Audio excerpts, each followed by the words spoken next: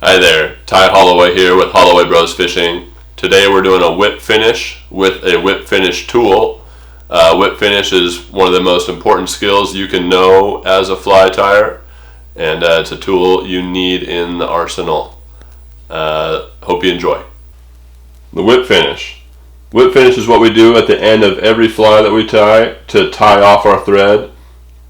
We're creating a secure, nice, neat head that is strong and durable, preventing our thread from coming unraveled while fishing. We're going to use this whip finish tool here.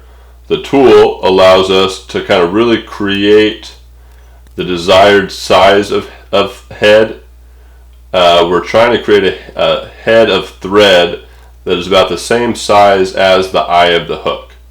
A nice, neat, concise head really adds to the aesthetic value of the fly. We do not want a head that's kind of coming back on the hook shank that's disproportionate to the size of the hook. We're trying to keep it nice and neat, just behind the eye of the hook and about the same size as the eye of the hook. So our whip finish tool here, we've got a hook on the top, hook on the bottom. I'm going to pull a little bit of thread out of our bobbin to give us some space to work. I'm going to go down into the thread with our top hook, around the bottom hook with my bobbin. I'm going to pull a little more thread out.